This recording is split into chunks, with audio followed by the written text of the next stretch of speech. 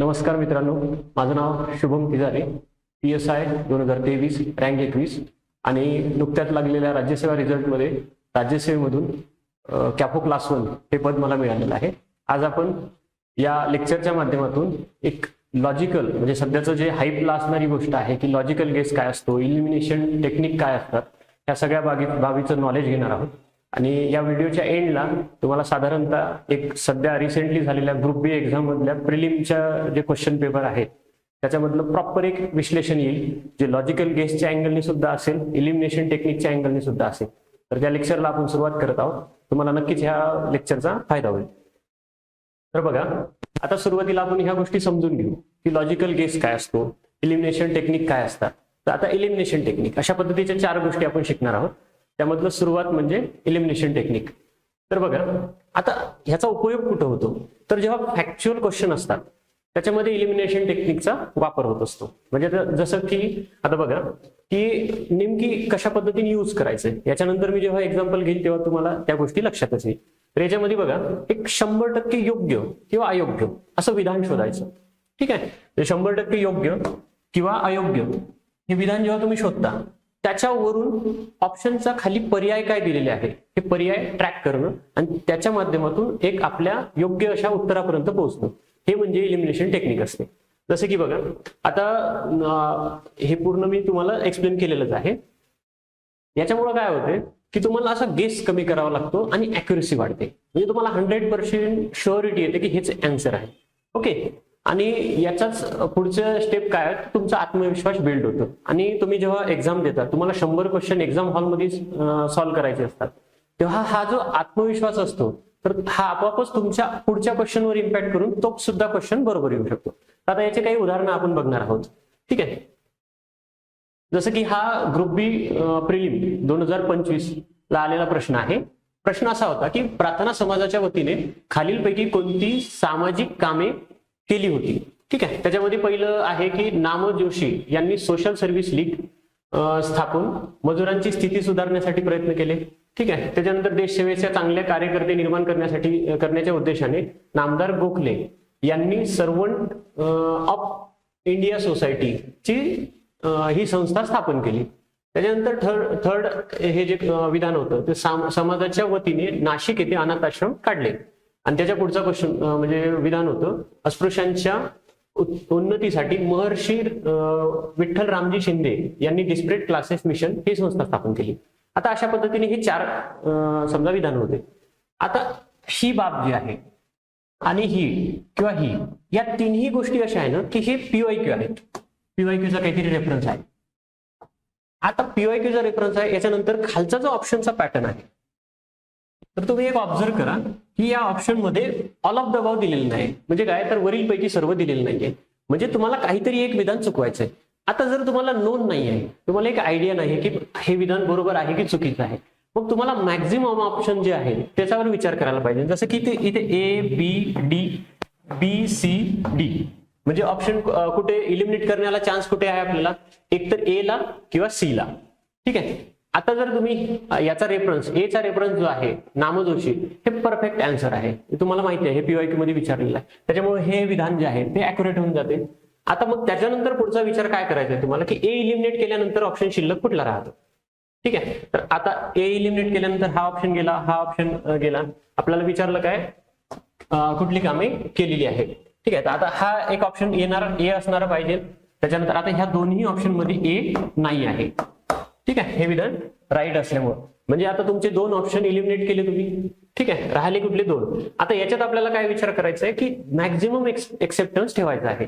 तर ऑब्व्हियसली आपण हे आन्सर मारला आणि तुम्ही जर परीक्षा बघितलं तर त्याच्यामध्ये हेच आन्सर दिलेलं आहे.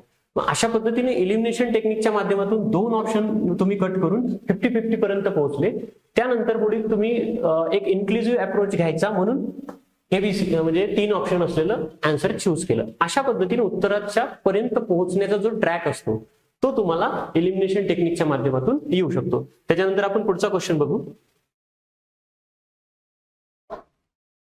ठीक आहे, आता हा एक क्वेश्चन होता की कोणती विधाने चुकीची आहेत. जर तुम्ही क्वेश्चन ग्रुप बीच्या प्रिलिमच्या क्वेश्चन पेपर मधून बघितलं तर तुम्हाला लक्षात येईल की हे विधान जे आहे एकदम जनरलाइज विधान दिलेलं आहे. ठीक आहे, आणि हे विधान बरोबरच आहे, तुम्हाला वाचल्या क्षणीच लक्षात येते. जर ऑप्शन बी तुम्ही बघितला तर बी इथे आहे, बी इथे आहे आणि बी इथे आहे. म्हणजे याचा अर्थ जर तुम्हाला परफेक्ट माहित आहे की हे विधान बरोबर आहे तर ऑब्व्हियसली हा पण ऑप्शन कटला, हा पण ऑप्शन कटला आणि हा पण ऑप्शन कटला आणि तुम्ही उत्तरापर्यंत पोहोचले. अशा पद्धतीने जर तुम्ही एलिमिनेशन टेक्निकचा वापर केला तर ऑब्व्हियसली तुम्ही परफेक्ट उत्तरापर्यंत पोहोचू शकता. त्यानंतर पुढचं क्वेश्चन बघू आपण. जसं की बघा, हा क्वेश्चन आहे, ठीक आहे. तर 243G हे कलम इथे विचारलेलं आहे. आता तुम्ही जर ऑप्शन बघितलं तर कलम विचारलं त्याच्यामध्ये तरतूद किती असणार आहे? एक तरतूद असणार आहे. ओके, कारण कलमामध्ये शक्यतो एक तरतूद मेन्शन केलेली असते. आणि ऑप्शन बघा, हे विनाकारण दिलेले ऑप्शन आहे. जर तुम्हाला लक्षात आलं की तरतूद म्हणजे कलम विचारलंय, विधानामध्ये तरतूद कुठली असणार आहे? कलमामध्ये एक असणार आहे. एक असणार आहे तर ए आणि सी आणि डी हे दोन दोन असलेले ऑप्शन काहीच कामाचे नाही. ठीक आहे, त्यानुसार मग आता आपल्यापाशी ऑप्शन शिल्लक राहतात दोन. आणि मग नंतर तुम्ही उत्तरापर्यंत पोहोचण्यासाठी एक आयडिया जर लॉजिकली वापरली तर पंचायतीची सत्ता आणि जबाबदारा एवढं इन्क्लुझिव्ह प्रॉपरली सेट केलेलं ऑप्शन जे आहे ते दिलेलं आहे आणि तेच आन्सर आहे. म्हणजे अशा पद्धतीने उत्तरापर्यंत कसं पोहोचायचं एलिमिनेशन टेक्निकच्या माध्यमातून आणि इन्क्लुझिव्हनेसच्या माध्यमातून, ह्याचं एक हे एक्झाम्पल आहे. त्यानंतर पुढचा क्वेश्चन बघा, कलम 349. आता बघा, ह्याच्यातल्या तीन गोष्टी पीवाय 349 हे कलम पहिल्यांदा विचारले, परंतु बाकीचे जे विधान दिलेले आहे तर ते तीन विधान जे आहे याचं जे एक्सप्लेनेशन आहे हे तुम्हाला पीवायक्यू मध्ये मिळून जाते. जसं की आता भाषेशी संबंधित काही कायदे लागू करण्यासाठी विशेष प्रक्रिया, सर्वोच्च न्यायालय, उच्च न्यायालय यांच्या विधेयकाची वापरायची भाषा, प्राथमिक स्तरावर शिक्षणाची सुविधा, हिंदी भाषेच्या विकासासाठी निर्देश. जर तुम्ही ऑब्झर्व केलं तर हे तिन्ही ऑप्शन जे आहेत तर हे ऑलरेडी कुठेतरी विचारलेलं आहे आणि हे तीन ऑप्शन नाही आहे हे लक्षात आल्याबरोबर तुमचा आन्सर मिळतो. अशा पद्धतीने तुम्ही एलिमिनेशन टेक्निकचा वापर करून प्रश्नांना हँडल करू शकता. ठीक आहे, आता हे एलिमिनेशन टेक्निक झाली. आता पुढचं आहे एज्युकेटेड गेस. आता आपण आतापर्यंत काय केलं की आपल्याला जे परफेक्ट माहिती आहे त्या परफेक्ट माहितीवरून क्वेश्चन सॉल्व्ह केले.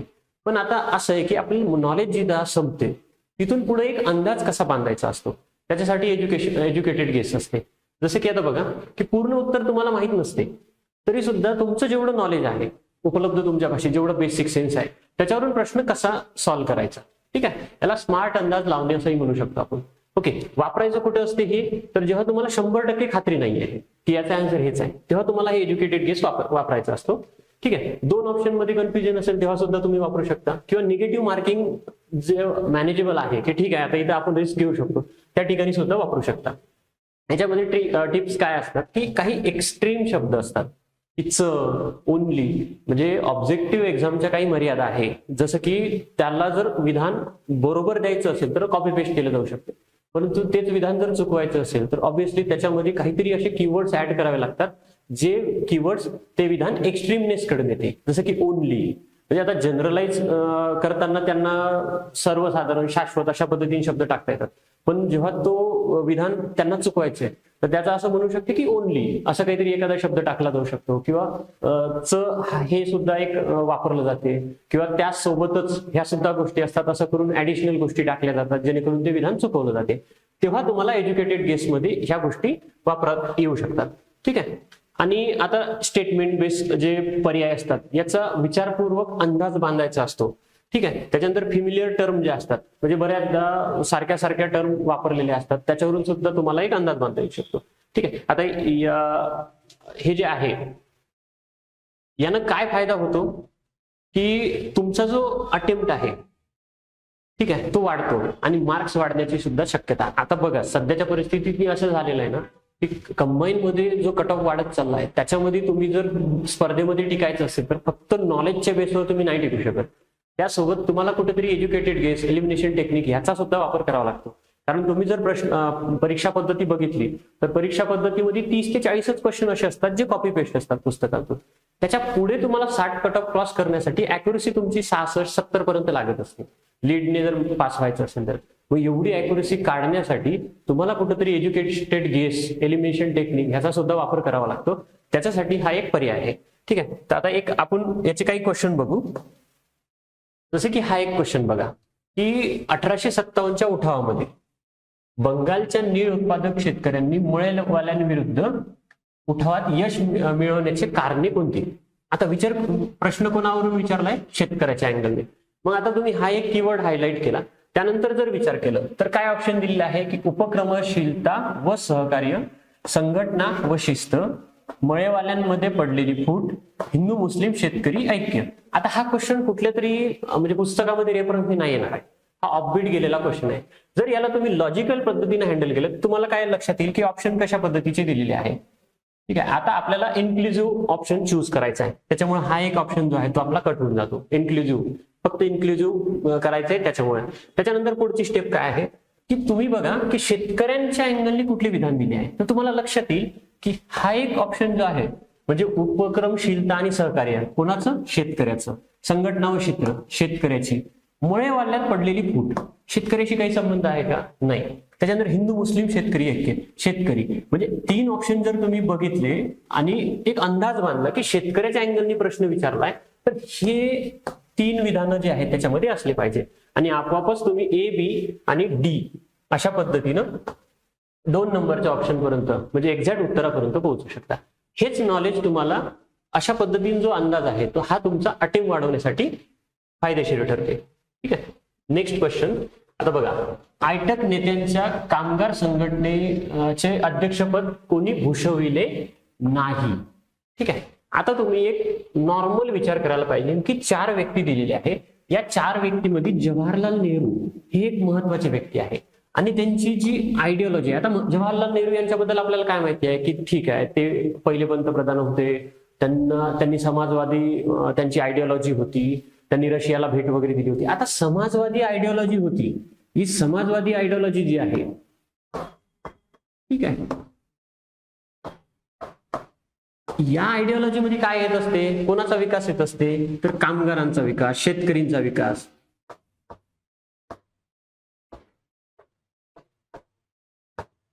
कामगारांचा विकास असल्यामुळं या व्यक्तीनं तर या संघटनेचं अध्यक्ष पद भूषवलं असलंच पाहिजे. ठीक आहे, आपण एक गेस करतोय, आपल्याला आपण ब्लँक आहोत, आपल्याला नाही माहिती, तर हा व्यक्ती याच्याशी रिलेटेड असू शकतो असा जर अंदाज बांधला तुम्ही आणि हा डी ऑप्शन जर तुम्ही चेक केला की कोणी भूषविले नाही, तर डी ऑप्शन सगळीकडे आहे, आन्सर तुमचं येऊन म्हणजे ऑब्विसली तुम्ही आन्सर पर्यंत पोहोचून जाता. अशा पद्धतीनं प्रश्नाला कसं हँडल केलं जाऊ शकते हे तुम्हाला अशा टाईपचे क्वेश्चन शिकवत असतात आणि हा आहे एज्युकेटेड गेस.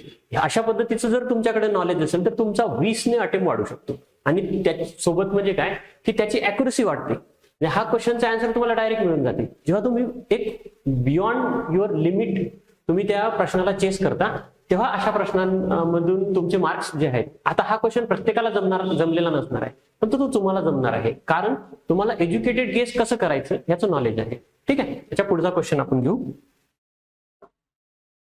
ठीक आहे, पाणलोट क्षेत्र विकास कार्यक्रमाचे खालीलपैकी कोणते उद्देश आहेत? आता 3 ऑप्शन बघा. काय म्हटलंय की भूमी उपयोजन, पर्याय वाढ करणे, वाहत्या पाण्याला नियंत्रित करून भूमीचे क्षरण थांबवणे. ह्या गोष्टी काय आहे? पॉझिटिव्ह गोष्टी आहे दोन्ही पण. ठीक आहे, पॉझिटिव्ह गोष्टी आहे. कुठल्याही कार्यक्रमाचा उद्देश काय असणार आहे? पॉझिटिव्ह. आता या प्रश्नाबद्दल आपण ब्लँक आहोत, आपल्याला काहीच नॉलेज नाहीये, त्यावेळी अशा पद्धतीने विचार करायचा आहे की ठीक आहे की 2 विधान जे आहे ते पॉझिटिव्ह. इथं काय म्हणते? गुंतवणूक खर्च कमी, म्हणजे गुंतवणूक कमी आणि उत्पादन खर्चात वाढ करणे. ही काय आहे? निगेटिव्ह टर्म आहे. कुठलंही शासन धोरण ठरवताना अशा निगेटिव्ह टर्मचा वापर करणार आहे का? ऑब्विसली नाही करणार आहे.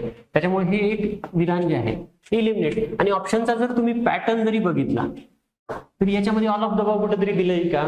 नाही. मग काहीतरी आपल्याला खोडायचंय. मग काय खोडायचंय? तर सी स्टेटमेंट खोडायचंय. आता सी स्टेटमेंट जे आहे उद्देश आहेत म्हणजे हे आन्सर ऑब्विसली येणार नाही. ठीक आहे, सी स्टेटमेंट खोडलं, बाकी इन्क्लुझिव्ह अँगलनं घेऊन गेलं तर ए आणि बी आन्सर तुमच्या समोर आलेला आहे. अशा पद्धतीने तुम्ही हँडल करू शकता. त्यानंतर पुढचा मुद्दा. आता बघा, एक पॉझिटिव्ह अप्रोच कसा फायदा इन्क्लुझिव्ह जे असते की मला हे 2 स्टेटमेंट दिलेले आहे. अटल इनोव्हेशन मिशनच्या संदर्भात केंद्र शासनाचा पुढाकार आणि नवनिर्माण उद्योजकता परिसंस्था उभारणी कारणीभूत आहे, अशा पद्धतीचं दुसरं स्टेटमेंट आहे. ठीक आहे, आता एक नॉर्मली ह्या प्रश्नाचा विचार केला की मला काहीच नाही माहिती. तुम्ही जर याला एक इन्क्लुझिव्ह अँगलनी, ठीक आहे, पहिलं तर आपल्याला एक लक्षात येऊन जाते किंवा ठीक आहे केंद्र सरकारचं असू शकते. ओके, दुसरं आपल्याला नाही माहिती, तुम्ही घेऊन जा. हे काही विधान तुम्हाला कुठेतरी शोधायचं नाहीये, घेऊन जा, दोन्ही ऑल ऑफ द अबव मारा आणि तुम्ही जर आन्सर चेक केलं असेल तर तेच आन्सर आहे. अशा पद्धतीने इन्क्लुझिव्हनेसचा फायदा होऊ शकतो. त्याच्या पुढचा क्वेश्चन खूप छान आहे की आर्थिक सर्वेक्षण अहवाल 2022-23 यामध्ये मेकिंग इंडिया 2.0 अंतर्गत खालील पैकी कोणत्या उपक्षेत्राचा समावेश आहे. ठीक आहे. आता तुम्ही जर बघितलं तर एक नॉर्मल तुम्हाला काहीच नॉलेज नाही असं कन्सिडर केलं तरी सुद्धा तुम्ही इन्क्लुझिव्ह आन्सर मारू शकता. ठीक आहे. जर तुम्हाला थोडंफार नॉलेज आहे की ठीक आहे मेक इन इंडिया जे आहे ते उद्योगांसाठी आहे, ठीक आहे, उद्योगांसाठी असल्यामुळे आपल्याला इथं काय विचार करायचा आहे की उद्योगांसाठी जर समजा असेल तर मग आपल्याला कुठंतरी याच्यातनी मत्स्यपालन हे जे आहे हे कृषीचं आहे तर हे येणार नाही असं वाटू शकते. पण लिबरल अप्रोच कशाला म्हणतात तर बघा इथं 2.0 असं म्हटलेलं आहे. तर मग उद्योग क्षेत्रामधलं एक मत्स्यपालन जे आहे तर उद्योग क्षेत्रामध्ये एक शेती क्षेत्राचं इन्क्लुजन असू शकते मेक इन इंडिया अंतर्गत. त्याच्यामुळे म्हणूनच तो पहिला कार्यक्रम जो असतो तो कोर असतो, त्याच्यामध्ये काहीतरी गोष्टी अपडेट होऊन नंतर दुसरा कार्यक्रम तयार केला जात असतो, म्हणजे जसं की 2.0. ऑब्व्हियसली त्याच्यात हे एक ऍड केलेलं असू शकते ना. असं जर लिबरल अप्रोच ठेवला आणि तुम्ही ऑल ऑफ द अबव मारलं तर तेच आन्सर आहे. पण लिबरल अप्रोच आपल्याला का ठेवायचा आहे 2.0 मुळे. जर तो पहिला प्रोग्राम असता तर आपण मग आपल्या नॉलेजनुसार हे एलिमिनेट केलं असतं. ठीक आहे. त्यानंतर आता पुढचं आहे पॉझिटिव्ह अप्रोच. आता याचं आपण ह्या चारही टेक्निक एकत्र वापरूनच क्वेश्चन तसे सॉल्व्ह केले, पण पॉझिटिव्ह अप्रोचने कशा पद्धतीने फायदा होऊ शकतो हे आपण या माध्यमातून शिकणार आहे. आता काय पेपरमध्ये पॅनिक न होता कॉन्फिडन्स जर तुम्हाला म्हणजे कॉन्फिडंट डिसिजन मेकिंग जर करायची असेल तर त्याच्यासाठी पॉझिटिव्ह अप्रोच जो असतो तो बेस्ट वे असतो. ठीक आहे. त्याच्यानंतर आता नेमकं काय करायला पाहिजे तर प्रत्येक प्रश्नाकडे ना सकारात्मकतेने बघितणं अपेक्षित आहे. म्हणजे आता तुम्ही एक बघा की कुठलं तरी एखादं विधान असते त्याच्यामध्ये चूक शोधायची नाही आपल्याला. ठीक आहे की विधान दिलेलं आहे तर हे बरोबर असू शकते, त्याच्यातनी जर तुम्हाला काहीतरी खटकणारी गोष्ट आहे तेवढीच एक इलिमिनेट, किंवा मग एखादा प्रश्न आहे 4 विधान दिले आहे तर याच्यातनी काहीतरी खोडण्याच्या विषय म्हणजे अँगलही नका बघू. तो इन्क्लुझिव्हनेसने की ठीक आहे हे सगळे बरोबर असू शकतात, त्याच्यात एखादं चुकीचं असेल तेवढंच आपण एक खोडलं पाहिजे. तुमचा पॉझिटिव्ह ऍटिट्यूड जो आहे तो पेपर सॉल्व्ह करताना रिफ्लेक्ट झाला पाहिजे आणि त्याचा तुम्हाला नक्कीच फायदा होऊ शकतो. ठीक आहे. त्याच्यातली म्हणजे गोल्डन रूल काय आहे की जी गोष्ट तुम्हाला माहिती नाही तर त्याला बरोबर घेऊन जा, त्याच्यावर प्रश्नचिन्ह करू नका. आता बरेच वेळा आपल्या क्वेश्चन सॉल्व्हिंग मध्ये ना रॅन्डमनेस असतो, म्हणजे तुम्हाला एखादी गोष्ट माहित जरी नसेल तरी सुद्धा तुम्ही काय करता की तो विधान कारण नसताना खोडता, माहित नाही ते का खोडताय आपण. हे जर तुम्हाला लक्षात आलं की ठीक आहे आपल्याला कारण नसताना खोडायचं नाही आणि ते विधान घेऊन गेलं तर आता हे कसं वर्क करते हे आपण प्रश्नांच्या माध्यमातून बघणार आहोत. ठीक आहे. आता बघा हा एक क्वेश्चन आहे की राजर्षी शाहू महाराजांसंदर्भात कोणते विधान बरोबर आहे. हे सगळे क्वेश्चन रिसेंटली जी प्रिलिम झाली ग्रुप बी ची त्याच्यामधले आहे. म्हणजे तुमचा विश्वास जो आहे लॉजिकल अप्रोच एलिमिनेशन टेक्निक याच्यावर बसवण्यासाठी मी हे एक लेक्चर घेतलेलं आहे. ठीक आहे. आता सक्तीच्या व मोफत शिक्षणाचा कायदा त्यांनी केला, विविध कलाकार आणि कलाकारांना आश्रय दिला, त्याच्यानंतर विधवा पुनर्विवाह कायदा जो आहे तो पारित केला, कोल्हापूर व्यापाऱ्यांसाठी शहापूर इथे व्यापार पेठेची स्थापना केली. मला सांगा की ठीक आहे तुम्हाला याच्यावर असं वाटत असेल की हे आहे की नाही माहित नाही, गरज नाही ना पण निगेटिव्ह विचार करण्याची की ठीक आहे असो नसो पण मी बरोबर घेऊन जाईल या अँगलने विचार केला आणि ऑल ऑफ द अबार जर आन्सर मारलं तुम्हाला लक्षात येईल की आन्सर की मध्ये तेच आन्सर आहे. म्हणजे किती सहजतेनं तुमचं नॉलेज जरी नसेल तुम्ही एक फक्त पॉझिटिव्ह अप्रोच ठेवला तरी सुद्धा ते तुमचं बरोबर येऊ शकते. त्यानंतर पुढचा क्वेश्चन. आता हा एक क्वेश्चन आहे की खालीलपैकी कोणते विधान बरोबर आहे. ठीक आहे. 1 मे 60 रोजी महाराष्ट्राच्या स्थापनेसह महाराष्ट्र राज्याचे महाधिवक्ता कार्यालय अस्तित्वात आले. आता ठीक आहे स्थापनेसह हे कार्यालय त्याच दिवशी आले का हे आपल्याला माहित नाही, पण असं कन्सिडर करू की बरोबर आहे. ठीक आहे. त्याच्यानंतर महाधिवक्त्याची नियुक्ती भारतीय संविधानाच्या अनुच्छेद 165 मधील तरतुदीनुसार केली जाईल, हे तर ठीक आहे हे आपल्याला माहिती असते, बेसिक आहे ते. त्याच्यानंतर पुढचं बिरेंद्र सराफ हे महाराष्ट्राचे महाधिवक्ता आहेत. आता असं कन्सिडर करू की हे स्टेटमेंट आणि हे स्टेटमेंट हे दोन्ही स्टेटमेंट आपल्याला माहिती नाही, तर मग काय विचार करायचं की ठीक आहे महाराष्ट्र स्थापन झाला त्यावेळी हेही स्थापन केलेलं असू शकते, कशाला प्रश्नचिन्ह घ्यायचं. त्यामुळे आपण हे विधान कन्सिडर केलं. आणि दुसरं म्हणजे काय तर इथे एवढं प्रॉपरली त्यांनी सेट करून दिलं आहे की ऑप्शन एवढा छान बनवलेला आहे ऑब्विसली हे बरोबर असू शकते, आपल्याला माहिती नाही. आणि ऑल ऑफ द अबाउट जर तुम्ही आन्सर मारला आणि तुम्हाला लक्षात येईल की तेच आन्सर दिलेलं आहे, म्हणजे जास्ती डोकं न लावण्याचा फायदा कशा पद्धतीने होऊ शकतो हे तुम्हाला मला पॉझिटिव्ह अप्रोचच्या अँगलने सांगायचं आहे. ठीक आहे. पुढचा जो प्रश्न आहे की आता बघा, हा लेखापालनाची तत्वे हा आपल्या टॉपिक मध्ये सिलेबस जरी दिलेलं असेल तरी सुद्धा आपल्या वाचनात एवढं काही नसते की कुठली तत्वे आहे काय आहे.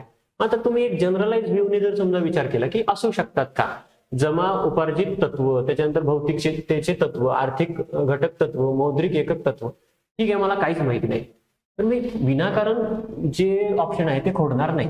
पहिलीचे तर हे जे संकुचित ऑप्शन आहे ते मी पहिले एलिमिनेट करणार. आता काय म्हणते बी, ए, बी, डी आणि वरीलपैकी सर्व. आता सी वर त्यांनी प्रश्न चिन्ह ठेवलेले की तुम्हाला जर चूज करायचं होतं. आर्थिक घटक तत्व, लेखापालन म्हटल्यानंतर घटक तत्व जे आहे ते असायलाच पाहिजे. ऑब्विसली आर्थिक मुद्दा असणारच आहे. मग तुम्ही काय आन्सर टिक करणार, हे इन्क्लुझिव्ह अप्रोचने, पॉझिटिव्ह अप्रोचने, आणि तुमचा आन्सर तेच आहे. ठीक आहे. त्याच्यानंतर पुढचा मुद्दा जो आहे, ठीक आहे, हा क्वेश्चन तेवढं महत्वाचा नाही. कर देयता क्षमता तत्वाची आहे वैशिष्ट्ये, कर देयता क्षमता तत्वाची वैशिष्ट्ये विचारलेली आहे. दोन ऑप्शन आहे. पहिलं काय म्हणते की उच्च उत्पन्न मिळवणारे आणि श्रीमंत व्यक्तींनी अधिक आयकर भरावा. ठीक आहे. त्याच्यानंतर कमी उत्पन्न मिळवणारे गरीब लोकांनी आयकरातून त्यांना सूट मिळावी. अशा पद्धतीचे दोन जर तुम्ही काळजीपूर्वक वाचले तर हे दोन्ही विधान एकमेकांना सपोर्टिव्ह आहे. पण इथं आपल्याला असं वाटू शकते की नाही हे तर आपल्या भारतात वापरलं जाते पण हे आहे की नाही आपल्याला माहिती नाही. उगीच कॉम्प्लेक्स माइंडसेट न ठेवता साध्या विचाराने जर दोन्ही विधानं जे आहेत हे बरोबर कन्सिडर केले, आपोआपच तुमचं आन्सर जे आहे ते ऑल ऑफ द अबाव येते. आणि ते जे आन्सर आहे तेच आन्सर आयोगाने सुद्धा दिलेला आहे. तर म्हणजे प्रश्नचिन्ह न करण्याचे फायदे काय आहे, ज्यांचा हा प्रश्न चुकलेला आहे ना त्यांनी खरंच हा प्रश्न परत जाऊन बघा. तुम्हाला लक्षात येईल की आपण विनाकारण इथं निगेटिव्ह अप्रोचने क्वेश्चन सॉल्व्ह केला. जर पॉझिटिव्ह अप्रोच ठेवला असता तर जे क्वेश्चन आहे ते बरोबर आला असता. ठीक आहे. त्यानंतर आता लॉजिकल अप्रोच. आता एज्युकेटेड गेस झालं, एलिमिनेशन टेक्निक झालं, त्याच्यानंतर पॉझिटिव्ह अप्रोच झाला. आता लॉजिकल अप्रोच म्हणजे तार्किक विचार करण्याची पद्धती काय असते. ठीक आहे. आता एखादं तुमचं जे नॉलेज आहे ते नॉलेज आणि त्यासोबत तुमचं जे लॉजिक आहे या दोन्हीचं मिश्रण करून जे क्वेश्चन सॉल्व्ह करायचे असतात त्याला म्हणतात लॉजिकल अप्रोच. ठीक आहे. आता कधी उपयोगी होतो, जेव्हा स्टेटमेंट बेस्ड क्वेश्चन असतात. ठीक आहे. किंवा मग मॅच द फॉलोइंग किंवा क्रोनोलॉजी किंवा मग पॉलिटी किंवा इकॉनॉमी मधले कन्सेप्च्युअल क्वेश्चन, या सगळ्या ठिकाणी याचा वापर होऊ शकतो. जर एखादी योजना, म्हणजे आता याचं एक्झाम्पल सुद्धा मी इथे दिलेलं आहे की एखादी योजना आहे त्याच्यामध्ये डिजिटलशी संबंधित आहे, तुम्हाला जर असं आयडिया असेल, मग प्रश्न नीट वाचल्यानंतर तुम्ही त्याच्यातले जर कीवर्ड लक्षात घेतले आणि तुम्हाला लक्षात येईल की मग कुठल्या मंत्रालयाशी ही संबंधित असू शकते. ऑब्व्हियसली कुठले मंत्रालय असणार आहे, IT मंत्रालय, कारण डिजिटलायझेशन आहे. ठीक आहे. तर मग अशा पद्धतीने कीवर्ड वरून वगैरे कशा पद्धतीने उत्तर जे आहे तर टिक म्हणजे काढायचं, याच्यासाठी म्हणजे तुमचा लॉजिकल अप्रोच असतो. आता याच्यामध्ये म्हणजे प्रश्न नीट वाचणं गरजेचं असते, त्याच्यातला कीवर्ड पकडणं गरजेचं असते आणि त्याच्यानंतर मग तुमचा काहीतरी कॉमन सेन्स असला पाहिजे. ओके. आता याच्यावरचा प्रश्न बघू आपण, म्हणजे तुम्हाला ते चांगल्या पद्धतीने लक्षात येईल. आता हा क्वेश्चन जो होता मी मगाशी पण एक्सप्लेन केला की आपला आता कुठला कीवर्ड पकडला आपण 2.0, म्हणून आपण हे सुद्धा त्याच्यासोबत घेऊन गेलो. तुम्हाला नॉलेज असला तर हा क्वेश्चन चुकू शकला असता. म्हणजे ज्यांचं नॉलेज होतं ना त्यांनी काय केलंय, 1, 2 आणि 3 हेच बरोबर घेतले, चौथं विधान त्यांनी खोडलं. कारण काय, त्यांचं काय म्हणणं होतं की मेक इन इंडिया हे फक्त उद्योगाशी रिलेटेड आहे. पण तुम्ही जर नॉलेज सोबत तुमचं लॉजिक सुद्धा वापरलं की ठीक आहे मेक इन इंडिया उद्योगांसाठी आहे, पण 2.0 मध्ये एखादी गोष्ट अपडेट झालेली असू शकते, मग त्याच्यातनी जो मत्स्यपालन आहे हे सुद्धा कन्सिडर केलेलं असू शकते. अशा अँगलने आन्सर केलं की तुमचं म्हणजे लॉजिकल अप्रोचचा अशा पद्धतीने फायदा होऊ शकतो. त्यानंतर पुढचा क्वेश्चन. आता लॉजिकल अप्रोच जे आहे त्याचा दुसरा अँगल, आता मॅथच्या क्वेश्चन मध्ये सुद्धा लॉजिक असू शकते हे मला या प्रश्नाच्या माध्यमातून सिद्ध करायचं आहे. ठीक आहे. की काल काय म्हणलंय, 15 पदांची बेरीज, उत्तरामध्ये 15 हा कीवर्ड दिलेला आहे. असं समजू की आपल्याला हा पॅटर्न माहिती नाही आहे, तुम्ही ह्या क्वेश्चनला गेल्यानंतर ब्लँक आहात. मग ब्लँक असताना याला कशा पद्धतीने वर्कआउट केलं जाऊ शकते त्याचं उदाहरण म्हणजे हा क्वेश्चन आहे. 15 पद म्हणलेलं आहे, वर एक दिलेला आहे. ऑब्व्हियसली म्हणजे वर किंवा खाली 15 असायला पाहिजे. ठीक आहे. वर किंवा खाली 15 असायला पाहिजे. तसे जर ऑप्शन चूज केले तर इथे 15 आहे आणि इथे 15 आहे. माझं काय म्हणणं आहे की तुमचे 2 ऑप्शन तर इलिमिनेट झाले. जर तुम्ही लॉजिकल अँगलने विचार केला तर 2 ऑप्शन इलिमिनेट झाले, उत्तरापर्यंत पोहोचण्याचे चान्सेस जे आहेत ते तुमचे 50-50 वर आले. म्हणजे मॅथमध्ये सुद्धा लॉजिकल गेज जो आहे तो वापरता येऊ शकतो. त्याच्यानंतर पुढच्या स्टेपला जाऊन जर तुम्हाला एक असं आयडिया आली की नाही ठीक आहे, मग याचा गुणाकार असतो, मग तिरपा गुणाकार असतो, त्याच्यामुळे खालचं ऑप्शन वर जाते, वरचं ऑप्शन खाली जाते, अशा पद्धतीने नंतर मग तुम्ही उत्तरापर्यंत पोहोचू शकता. पण तुम्ही 50-50 पर्यंत नॉर्मल सेन्सनी पोहोचू शकता. ठीक आहे, अशा अँगलनी वर्कआउट करता येऊ शकते. ठीक आहे, त्याच्यानंतर आता पुढचा मुद्दा की 1925च्या FISM world champion of magic मध्ये प्रतिष्ठित बेस्ट मॅजिक क्रिएटर पुरस्कार कोणाला मिळाला? आता क्रिएटर आहे, क्रिएटर म्हणलं तुम्ही जर क्रिएटर हा शब्द वाचला, दुसरं म्हणजे मॅजिक हा शब्द वाचला, तुम्हाला लक्षात येईल की बरेच वेळा आपण सुहानी शहा हा जो आहे ना, ही व्यक्ती आपण युट्यूबवर सर्च करताना सुद्धा येत असते. ओळखीची व्यक्ती कुठली आहे? मोस्टली तीच आहे. दुसरा लॉजिक काय? शहा शहा कन्फ्यूज करण्यासाठी ऑप्शन दिलेला आहे. ठीक आहे, त्याच्यातनी मग तुम्हाला 2 पैकी 1 चूज करायचे आहे. तुम्ही लॉजिकल अँगलनी 2 ऑप्शन तर इलिमिनेट केले, आता 2 पैकी 1 चूज केली. मॅजिक हा कीवर्ड आलाय, क्रिएटर हा कीवर्ड आलाय, ऑब्व्हियसली आन्सर पर्यंत तुम्ही पोहोचले. म्हणजे कशा पद्धतीने की एखादा कीवर्ड पकडून तुम्ही आन्सर पर्यंत कसं पोहोचू शकता, त्याच्यासाठीचं हे उदाहरण आहे. त्यानंतर पुढचं बघा, महाराष्ट्राचे मुख्यमंत्री पदावर सप्टेंबर 25 पर्यंत सर्वाधिक काळ म्हणून खालीलपैकी कोण राहिलेले आहे? आता मला सांगा की इथं जर वसंतदादा, वसंतराव, दोन्ही वसंत का दिले? काहीतरी कारण असेल ना. आयोगाचा जो क्वेश्चन सेट करतोय त्याला तुम्हाला कन्फ्यूज करायचा आहे की वसंतदादा पाटील आहेत की वसंतराव नाईक आहे. आता 2 अशा पद्धतीने म्हणजे तुमचे 2 ऑप्शन कट झाले, तुम्ही आन्सर पर्यंत पोहोचण्याचे चान्सेस दिसतात. त्याच्यातही पुढचं ऑप्शन जे आहे ते आन्सर दिले की बरेच वेळा तुम्ही त्या म्हणजे 4थ्या नंबरचा आन्सर का दिलं की तुम्ही तिथपर्यंत पोहोचलेच नाही पाहिजे, अशा अँगलनी ते आन्सर दिलं आहे, म्हणून मग ते आन्सर आहे. म्हणजे असे कीवर्ड जर तुम्हाला पकडता आले तुम्हाला लगेच त्याचा फायदा होऊ शकतो.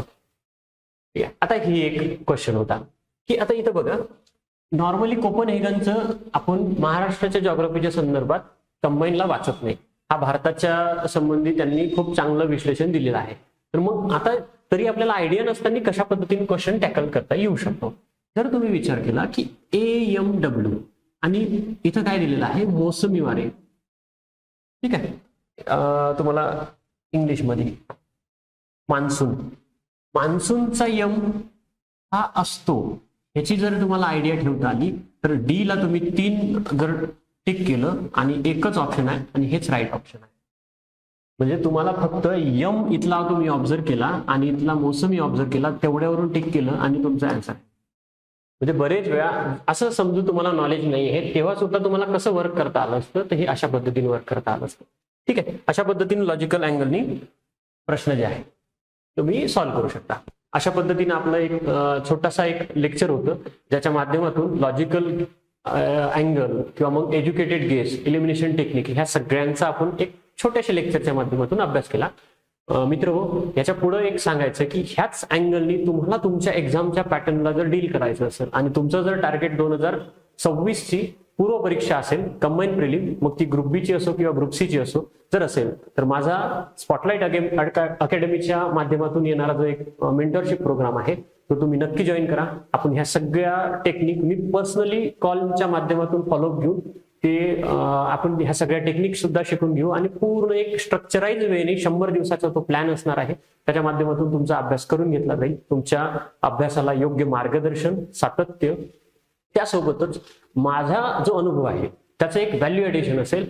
जर तुम्हाला नक्कीच अशा पद्धतीनं माझ्याशी जुळायचं असेल तर नक्कीच माझ्या ज्या प्रोग्रामला आहे त्याला प्रतिसाद द्या आणि लवकरात लवकर एनरोल करा.